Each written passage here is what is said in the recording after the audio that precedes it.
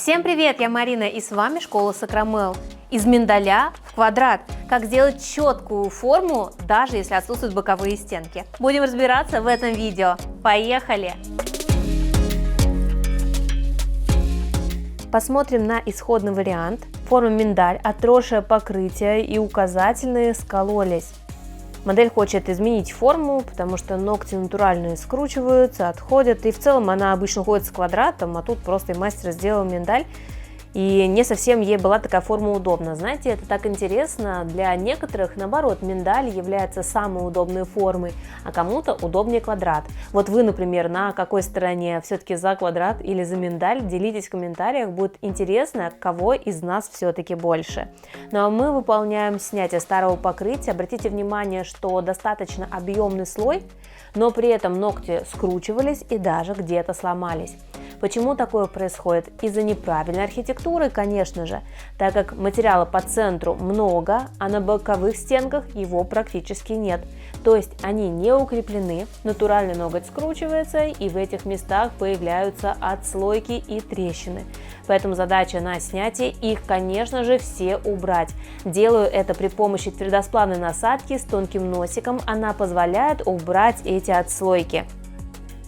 И следующим этапом подготавливаем ногти к укреплению. Для этого отодвигаем кутикулу, шлифуем поверхность бафом мягкой стороной и затем уже будем выполнять комби-маникюр. Кутикула небольшая, слегка влажная, поэтому комби тут отлично подойдет. Правильная подготовка ногтевой пластины – это залог успешного покрытия, без отслоек, поэтому необходимо полностью убрать птеригий, убедиться, что не осталось частичек кожи под кутикулой, и в таком случае мы с легкостью выполним срез буквально единой полосочкой, и у нас не будет заусенцев, поскольку ножницы будут с легкостью проходить под кутикулой, не стопориться, не ранить клиента и не портить внешний вид. И вот такой красивый маникюр у нас получается.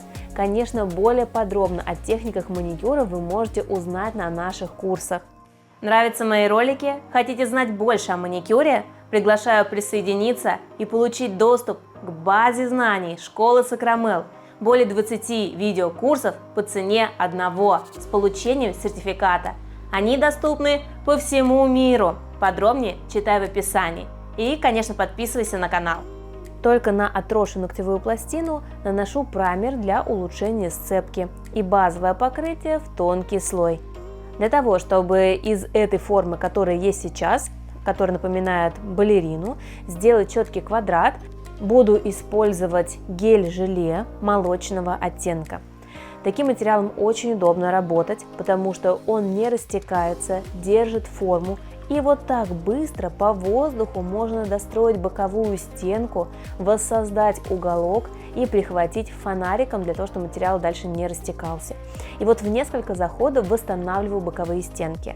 Конечно, этот этап можно выполнить и другими способами. Например, взять верхние формы достроить, или же взять акригель им достроить. Но как будто бы эти способы более долгие, в отличие от того, который здесь сейчас показываю я при помощи геля-желе. Он все-таки дает небольшой объем, потому что если мы будем работать акригелем, он даст большую толщину, особенно по боковым стенкам, и потом придется все это долго и мучительно пилить. Но мы этого делать, конечно же, не хотим. Хотим выполнить быстрее работу, потому что все-таки клиенты не все готовы сидеть по 3 часа на коррекции ногтей. А вот такая коррекция не займет много времени, даже несмотря на то, что мы выполняли восстановление боковых стенок. Свободный край буду достраивать при помощи молочного геля. Тут мы делаем плавную растушевку к ногтевому ложу, где-то до верхней трети, до середины ногтевой пластины, и камуфлируем свободный край. Сразу смотрю на поверхность и на вид сбоку, чтобы была необходимая высота, для того, чтобы приподнять клюющие кончики, либо просто сделать красивую арку. При необходимости подправляю тонкой кисточкой, чтобы равномерно распределить материал. Но долго на этом этапе не стоит засиживаться, потому что затем мы будем его опиливать.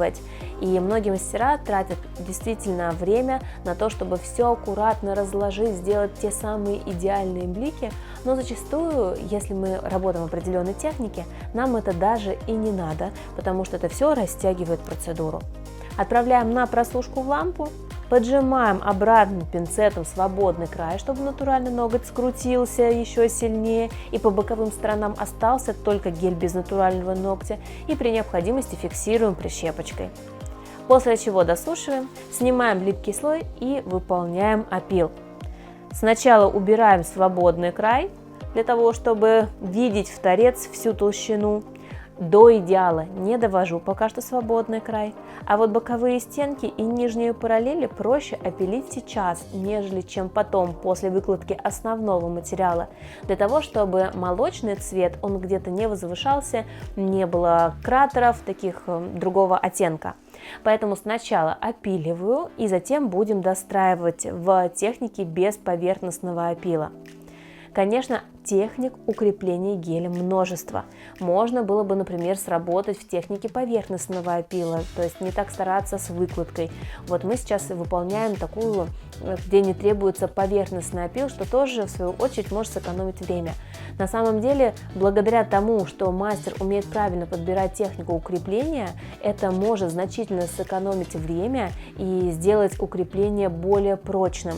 У нас вышел новый курс, который называется Hard Gel Manicure, где мы разбираем все нюансы при работе с гелем.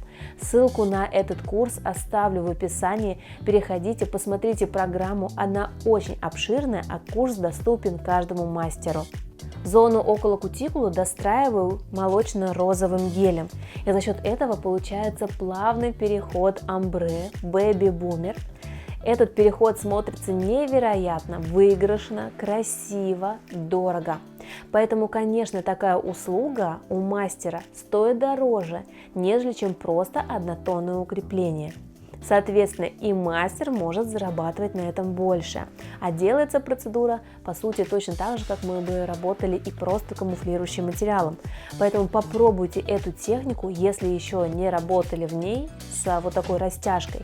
Ведь молочный мы можем заменить на любой другой цветной гель, и получится такая красота. Окончательно подравниваем форму, делаем четкий квадрат и теперь выпиливаем изнутри, той же твердосплавной насадкой.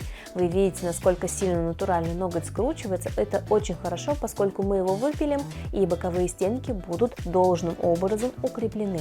В труднодоступных местах почищаю насадкой пламя с синей насечкой. Она более жесткая и лучше подходит для материала. Материалами, которыми работала в данном видео, поделюсь в нашем телеграм-канале. Переходите туда, там у нас очень много полезной информации. Как вам результат преображения из формы миндаль в квадрат? Делитесь впечатлением в комментариях, смотрите и другие видео на канале с преображением. А я желаю всем успехов в работе. Счастливо! Пока-пока!